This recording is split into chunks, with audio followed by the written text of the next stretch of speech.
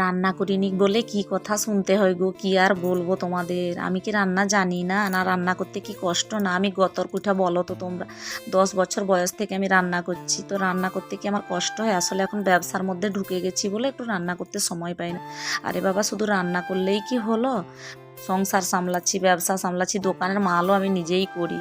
তো এখন একটু বাড়িতে বর আছে বলে ও নিজে মানে ওকে করতে বলছি, তাও এটাতেই সবার সমস্যা। ঘরে বাইরে সবার মুখে একই কথা, রান্না করা ভাত খাচ্ছি।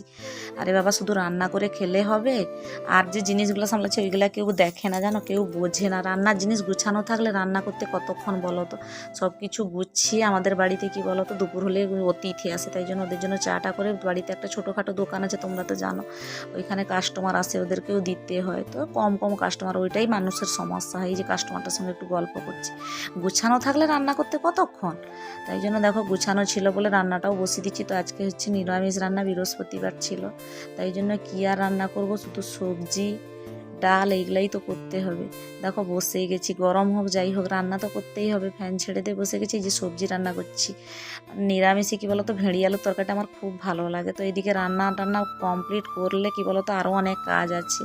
তো বাড়িতে একা আছি, ছেলেও কাজে চলে গেছে, বর শাশুড়ি ঘরে নেই, ভাইও আসবে। তাই জন্য দেখো রান্না শেষ করে এই যে ধোয়া মাজা কমপ্লিট করে, এই জায়গাটা কি বলো তো, গ্যাস রাখার জায়গাটা অনেকদিন মোছা হয়নি, বাড়িতে থাকি না বলে, আজকে আছি বলে সব কিছু এই যে কমপ্লিট করছি। ধোয়া মাজা শেষ করে এটা মুছে দিয়ে দেখো, এই যে এদিকে তরকারিও কমপ্লিট হচ্ছে, শুধু খাওয়ার অপেক্ষায় আছি। ছেলে আর ভাই কখন আসবে, দিলে খাবো।